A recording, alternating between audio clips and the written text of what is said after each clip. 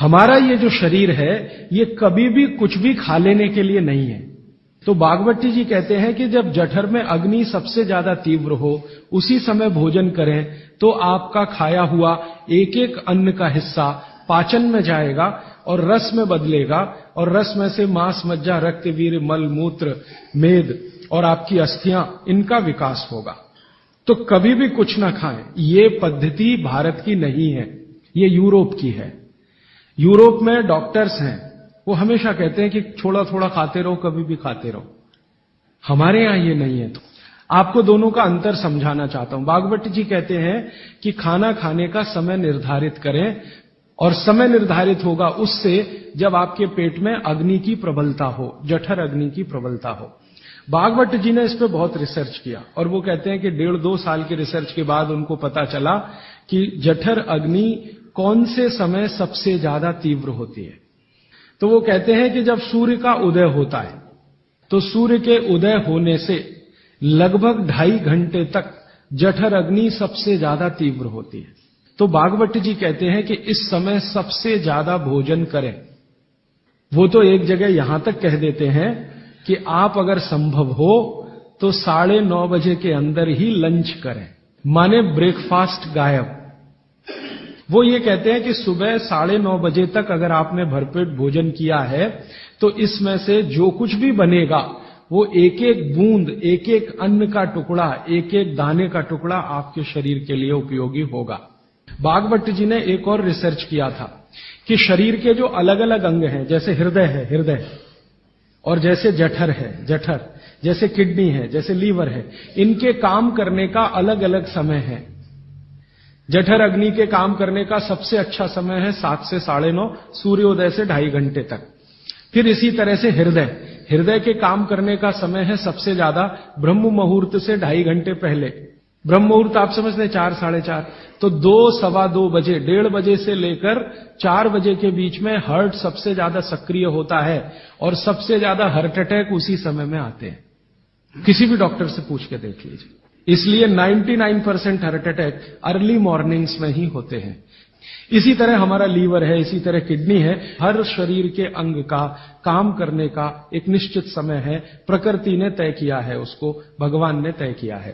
तो आपका जठर अग्नि है, ये सबसे अच्छा 7 से 9:30। तो आप भरपेट खाना खाइए। हैवियर से हैवियर होना चाहिए, भारी से भारी। जितना खाते हैं ज्यादा भी खा लीजिए, कोई फर्क नहीं पड़ता। सुबह के नाश्ते में भरपेट खाइए। फिर वो कहते हैं दोपहर का भोजन अगर आप कर रहे हैं तो इसको थोड़ा कम करिए नाश्ते से। अब सीधे से मैं कहता हूं, अगर आप सवेरे 6 रोटी खाते हैं तो दोपहर को 4 ले लीजिए और शाम को 2 ले लीजिए। तो बागवती जी कहते हैं कि सब कुछ सवेरे खाओ। आपको जो ज्यादा अच्छा लगता है खाने में, मैं आपको एक वाक्य में कहता हूं, जो चीज सबसे ज्यादा पसंद है वो सुबह खाओ। आपकी जीभ स्वाद के लिए मचल रही है, रसगुल्ला पसंद है तो सुबह खाओ, रबड़ी खानी है तो पसंद है तो सुबह खाओ, जलेबी खानी है तो सुबह खाओ, इमरती खानी है तो सुबह खाओ। अगर आपको आलू का पराठा खाना है या गोभी का पराठा खाना है, जो भोजन आपको सबसे ज्यादा पसंद है वो सुबह खाओ, पेट भर के खाओ। पेट की संतुष्टि हुई, मन की भी संतुष्टि होती है। और बागवती जी कहते हैं कि भोजन में मन की संतुष्टि पेट की संतुष्टि से ज्यादा बड़ी है। मन हमारा जो है ना, ये खास तरह की वस्तुओं से या हार्मोन से या एंजाइम से संचालित है। मन को आज की भाषा में डॉक्टर्स लोग जो गिनते हैं ना, हालांकि वो है नहीं, लेकिन उन्होंने जो कहा है वो पीनियल ग्लैंड के बारे में है। ये जो पीनियल ग्लैंड है ना, इसमें से बहुत सारा रस निकलता है जिनको हम हार्मोन्स कह सकते हैं, कुछ एंजाइम्स हैं।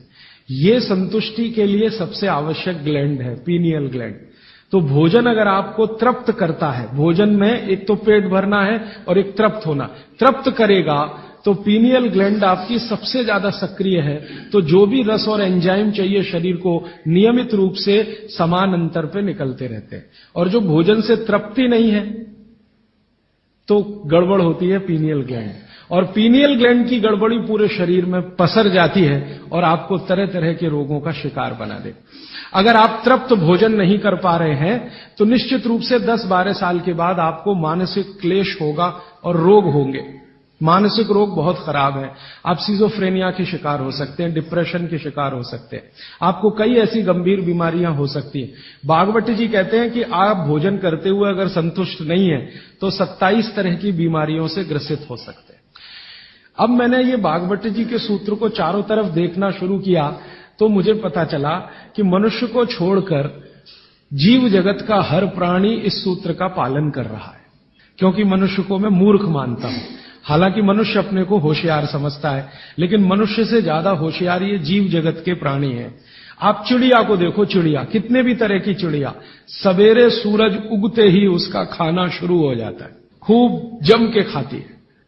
तो ये सारे जानवर, सारे जीव जंतु, आप सांप को देखो, बिच्छू को देखो, कीड़ी को देखो, चींटी को देखो, चींटे को देखो, सब जानवर, सब जीव जंतु जो हमारी आंखों से दिखते हैं, जो नहीं भी दिखते हैं, ये सबका भोजन करने का समय सवेरे सूर्योदय का ही है। सूर्योदय के साथ ही ये सब भोजन करते हैं, इसलिए ये हमसे ज्यादा स्वस्थ रहते हैं। और पेट भर गया, उसके 4 घंटे के बाद ही पानी पीती है, दोपहर को ही पानी पीती। मैंने आपको कई बार ये कहा है, आप उसको हंस देते हैं, किसी भी चिड़िया को डायबिटीज नहीं होता, किसी भी बंदर को हार्ट अटैक नहीं आता। बंदर तो आपके नजदीक है ना शरीर रचना में, बस बंदर और आप में एक ही अंतर है कि उसको पूंछ है, आपको नहीं है, बाकी सब कुछ एक ही है। आपका हृदय बंदर का हृदय, आपका लीवर बंदर का लीवर, आपकी किडनी बंदर की किडनी, सब कुछ समान है। मां का गर्भाशय, बंदरिया का गर्भाशय, सब समान है। मेरे एक बहुत अच्छे मित्र हैं डॉक्टर रविंद्रनाथ शानबाग, कर्नाटक में एक उडुपी नाम की जगह है, वहां रहते हैं। बहुत बड़े प्रोफेसर हैं, मेडिकल कॉलेज में काम करते हैं। उन्होंने एक बड़ा गहरा रिसर्च किया। उन्होंने कहा कि मैंने जिंदगी भर, माने 15-16 साल उन्होंने एक रिसर्च किया कि बंदर को बीमार बनाओ, क्योंकि उन्होंने बहुत सारे वैज्ञानिकों से यह सुन रखा है कि बंदर बीमार नहीं होता, और बीमार होगा तो मरेगा ही, जीवित नहीं रहेगा। वो कहते हैं कि मैं 15 साल असफल रहा, बंदर को कुछ नहीं हो सकता। वो कहते हैं कि मैंने बहुत कोशिश किया कि उसके ब्लड का कोलेस्ट्रॉल बढ़ा दूं, बढ़ता ही नहीं। तब उन्होंने एक दिन रहस्य की बात बताई, वो आपको भी मैं बता देता हूं कि बंदर का जो ब्लड है ना, उसका RH फैक्टर दुनिया में सबसे आदर्श है। और आपका RH फैक्टर जब नापता है ना कोई डॉक्टर, तो बंदर से ही कंपेयर करता है, वो बताता नहीं आपको, ये अलग बात है। तो वो प्रोफेसर साहब कहते हैं, यार ये सब एक ही चक्कर है कि बंदर सवेरे ही सवेरे भरपेट खाता है, जो आदमी नहीं खा पाता। तो वो प्रोफेसर रविंद्रनाथ शानबाग ने कुछ अपने मरीजों को कहा कि देखो भैया, बंदर की तरह से खाओ, माने सुबह सुबह भरपेट खाओ। कि जब से उन्होंने सुबह भरपेट खाना शुरू किया, किसी की डायबिटीज माने शुगर कम हो गई, किसी का कोलेस्ट्रॉल कम हो गया, किसी के घुटने का दर्द कम हो गया, किसी के कमर का दर्द कम हो गया, किसी का कुछ, गैस बनना बंद हो गई, पेट में जलन होना बंद हो गई, नींद अच्छी आने लगी, वगैरह वगैरह। तो समय मैंने आपको बता दिया, सूरज उगा और 2.5 घंटे तक, माने 9:30 बजे तक, ज्यादा से ज्यादा 10 बजे तक आपका भोजन हो जाना चाहिए। और ये भोजन तभी होगा जब आप नाश्ता बंद करेंगे। ये नाश्ता हिंदुस्तानी चीज नहीं है, ये अंग्रेजों की है। और आप जानते हैं ना हमारे यहां चक्कर क्या चल गया, नाश्ता थोड़ा कम करेंगे, लंच थोड़ा ज्यादा करेंगे, डिनर उससे भी ज्यादा करेंगे। सवा सत्यानाश, एकदम उल्टा। भागवत जी कहते हैं कि नाश्ता सबसे ज्यादा करो, लंच उससे कुछ कम करो, डिनर सबसे कम करो। ये अंग्रेज और अमरीकियों के लिए नाश्ता कम है। कारण पता है? वो लोग नाश्ता हल्का ही करें तो उनके लिए अच्छा है। कारण उसका एक ही है कि अंग्रेजों के देश में सूर्य नहीं निकलता, साल में 8-8 महीने तक सूरज के दर्शन नहीं होते। और ये जो जठर अग्नि है ना, ये सूरज के साथ सीधे संबंधित है। जैसे जैसे सूर्य तीव्र होगा, अग्नि तीव्र होगी, जैसे जैसे सूर्य कम होगा, अग्नि भी कम होगी। तो वो नाश्ता हैवी नहीं कर सकते, करेंगे तो उनको तकलीफ हो जाएगी। इसलिए मैंने सबसे पहले दिन जो सूत्र बोला था, अपनी आबो हवा, अपना पर्यावरण, अपना वातावरण, अपनी तासीर, इसको ध्यान में रखकर ही चले। तो आपके देश की जो आबो हवा और तासीर है वो ये कि हर दिन सूरज निकलता है, सुबह निश्चित रूप से निकलता है, अगले दिन भी निकलेगा, करोड़ों साल से निकल रहा है, अगले करोड़ों साल तक निकलेगा। इसलिए भारत में every morning is good morning. Europe वाले तरसते हैं गुड मॉर्निंग के लिए, अच्छी सुबह होती नहीं वहां, इसलिए हर एक आदमी दूसरे को विश करता है, may I wish you to have a good morning. इसलिए वो गुड मॉर्निंग वाले लोग हैं। तो हम गुड मॉर्निंग में क्यों फंसे हुए हैं? तो गुड मॉर्निंग से निकलिए, नमस्ते में आइए, नमस्कार में आइए, वड़क्कम में आइए। ये गुड मॉर्निंग आपके लिए काम की चीज नहीं है, और ये गुड मॉर्निंग जुड़ी हुई है आपके पेट से। ठीक है? फिर आप इसमें तर्क और कुतर्क मत करिए। जी हमको दुकान जाना है, हमको ऑफिस जाना है, हमको दुनियादारी संभालनी है। किसके लिए? इसी पेट के लिए ना। ये दुनियादारी कर किसके लिए? आप इसी पेट के लिए ना। तो पेट तो दुरुस्त होने के लिए भागवत जी कह रहे हैं कि भाई इसको संभाल लो तो दुनियादारी संभलती है। और ये गया तो दुनियादारी संभाल के करेंगे क्या? मान लीजिए पेट ठीक नहीं है, स्वास्थ्य ठीक नहीं है, आपने 10,000 करोड़ कमा लिया, क्या करेंगे? डॉक्टर को ही देंगे ना।